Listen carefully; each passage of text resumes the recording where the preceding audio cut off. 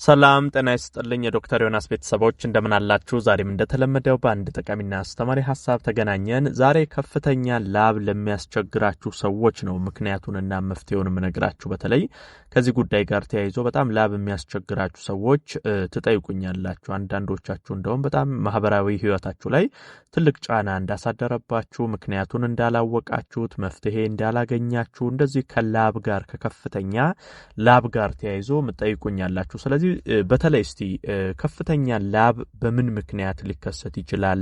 እንዴት አድርጋችሁስ እንደዚህ አይነት ችግሮችን መቅረፍ ትችላላችሁ የሚለውን ከዚህ ከላብ ጋር ተያይዞ ማወቅ ያለባችሁን ዋና ዋና ሐሳቦችን በዚህ ቪዲዮ ነግራችኋለሁ። አብራችሁን ቆዩ። ዶክተር ዮናስ ነኝ። ለቻናሌ አዲስ ከሆናችሁ ሰብስክራይብ አድርጋችሁ ቤተሰብ ሁኑ።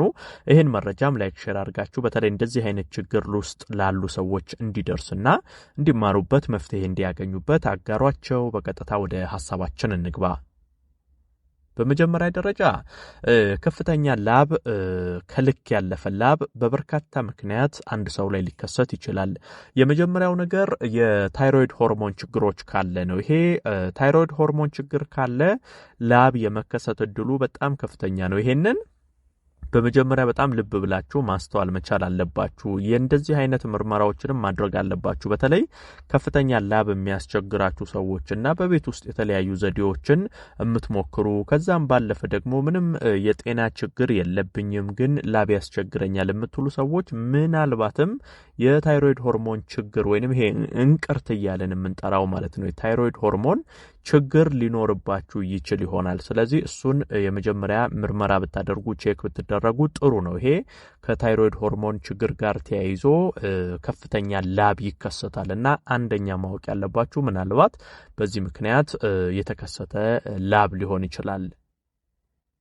ሌላው የስኳር ህመም በተለይ የስኳር መጠን መቀነስ ነው ለከፍተኛ ላብ የሚዳርገው። ይሄ ብዙ ሰው ላይ የሚከሰት ነው። ሰውነታችሁ ላይ የስኳር መጠናችሁ ከቀነሰና ከኖርማሉ በታች ከሆነ ሰውነታችሁ ከፍተኛ ላብ የማመንጨት እድሉ ይጨምራል። እነዚህ ላብ አመንጪ እጤዎች በከፍተኛ ሁኔታ ሰውነት ላይ ይጨምራሉ። ስኳራችሁ ሲወርድ ማለት ነው። ስኳር ከልክ ሲያልፍም በሽታ ነው፣ ከልክ ሲወርድም በሽታ ነው። ስለዚህ የስኳር መቀነስ የስኳር ማነስም እንደዚህ አይነት ችግር ሊያመጣ ይችላል። ይሄንንም በቀላሉ የስኳር መጠናችሁን ታይታችሁ ማወቅ መለየት ትችላላችሁ። ነገር ግን የስኳር መጠን ማነስ መቀነስ መውረድ በራሱ ለከፍተኛ ላብ እንደሚዳርግ እንደ ምክንያት እንደሚቀመጥ መታወቅ አለበት። ሌላው የተለያዩ የነርቭ ችግሮች ሲኖሩ ነው። ይሄ ሰውነታችሁ ላይ ከነርቮች ጋር የተያያዘ ጉዳት ችግር ካለባችሁ ይሄም ከነርቭ ጋር የተያያዙ ችግሮች ሰውነት ላይ ላብ አመንጪ እጤዎች በከፍተኛ ሁኔታ እንዲነቃቁ እንዲጨምሩ ያደርጋል። ስለዚህ ከነርቭ ጋር የተያያዘ ችግር ካለባችሁ እሱንም መታየት የምታውቁት የነርቭ ችግሮች ካለባችሁ መነሻው እሱ እንደሆነ ማወቅ ትችላላችሁ። ነገር ግን አንዳንዴ ባለማወቅም እንደዚሁ የነርቭ ችግሮች ኖሮባችሁ የቱ ጋር ያሉት የነርቭ ክፍሎቻችሁ እንደተጎዱ ሳታውቁ እንደዚህ አይነት ከላብ ጋር የተያያዙ ነገሮች ሊፈጠሩ ይችላል። ነገር ግን ሰውነት ላይ ያለ የተለያየ ነርቭ በሚጎዳበት ጊዜ እንደዚህ አይነት ከፍተኛ ከልክ ያለፈ ላብ እንደሚከሰትም ማወቅ ያስፈልጋል። ሌላው እንደ ቲቢ ያሉ ኢንፌክሽኖች ካለባችሁ ነው። በተለይ ቲቢና መሰል ከሳምባ ጋር የተያያዙ ችግሮች ኢንፌክሽኖች በተለይ ሰውነታችሁ ላይ ካለ ከፍተኛ ላብ እንዲከሰት እንደ ምክንያት ይሆናል። ቲቢ ከዚህ በፊት ከነበረባችሁ አስፈላጊውን ሕክምና ክትትል ካላደረጋችሁ አሁንም የቲቢ ህመምተኞች ከሆናችሁ ይሄ ከፍተኛ ላብ ይከሰታል። ከእንደዚህ አይነት ኢንፌክሽኖችም ጋር ተያይዞ ችግር ካለ እነሱንም በደንብ መታየት መታከም ያስፈልጋል። እንደ ቲቢ ያሉ ኢንፌክሽኖች የዚህ ላብ አመንጪ እጤዎች በከፍተኛ ሁኔታ እንዲጨምር ስለሚያደርጉ እነሱም እንደሌላ ምክንያት ይወሰዳሉ።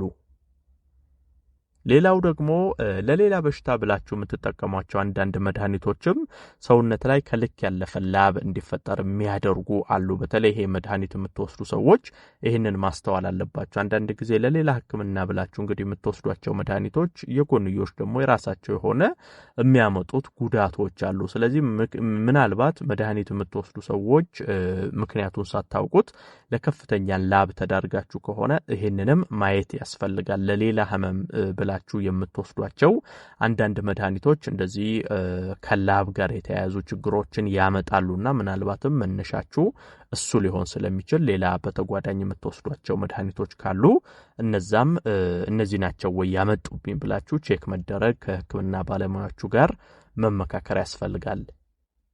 ሌላው የልብ ህመም ካለ ነው። በነገራችን ላይ ከልብ መስሎቻችሁ ቨዝሎቻችሁ ጋር ተያይዘው ችግሮች ካለ የልብ ድካም የልብ ነርቮች ላይ የሚፈጠሩ ችግሮች ካለ ይሄም ለከፍተኛ ላብ የመዳረግ እድላችሁን ይጨምራል። ከልብ ጋር የተያያዙ ህመሞች ሰውነታችን ላይ ከፍተኛ ላብ እንዲመነጭ የማድረግ እድል አላቸው። ስለዚህ የልብ ችግር ካለ አንደኛ የማታውቁትም ሊሆን ይችላል፣ የምታውቁትም ሊሆን ይችላል።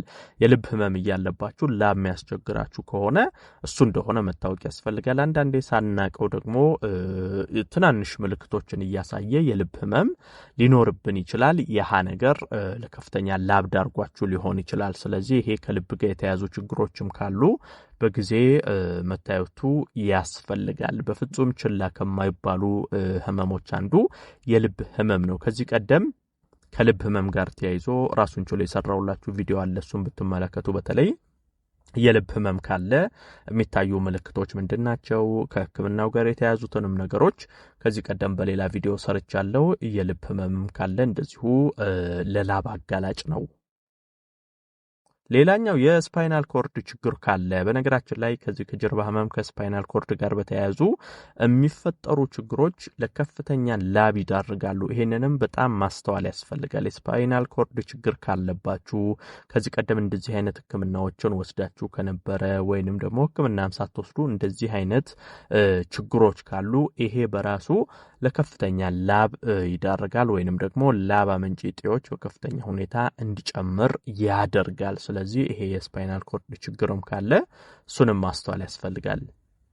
ሌላው የፓርኪንሰንስ ህመም ካለ ወይንም የሚጠል ህመም እየተባለ በተለምዶ የሚጠራው የፓርኪንሰንስ ህመም ካለባችሁ እንደዚህ አይነት ህመሞችም ራሳቸውን ችለው ከላብ ጋር ተያይዞ በተለይ ከፍተኛ ላብ ሰውነታችን ላይ እንዲከሰት ያደርጋል። እንግዲህ በተለይ እነዚህ አሁን የነገርኳችሁ ዋና ዋና ሰውነታችን ላይ ከልክ ያለፈ ላብ እንዲመነጭ የሚያደርጉ ምክንያቶች ናቸው። ስለዚህ አሁን ከዘረዘርኩት ነገር ጋር ተቀራራቢ የሆነ ምልክቶች፣ ችግሮች ከዚህ ቀደም ባሳለፋችሁት ህይወት ላይ አሁንም ባላችሁበት ህይወት ላይ እነዚህ ችግሮች ተከስተው ከነበረ እነሱን በደንብ ቼክ አድርጋችሁ ህክምናውን በተገቢው መንገድ መውሰድ ያስፈልጋል። እነዚህ ነገሮች ለከፍተኛ ላብ ዳርጓችሁም ሊሆን ይችላል፣ ይዳርጋሉም። ስለዚህ ይሄንን ግንዛቤ ብትይዙ መልካም ነው። ዶክተር ዮናስ ነበርኩ። ይህን ሀሳብ ላይ ሼር አድርጋችሁ ለሌሎችም አጋሩ። ለቤት አዲስ የሆናችሁም ቻናሌን ሰብስክራይብ አድርጋችሁ ቤተሰብ ሁኑ። የዛሬን በዚሁ አበቃው። በቀጣይ ቀን ሌላ ጠቃሚና አስተማሪ ሀሳብ ይዤላችሁ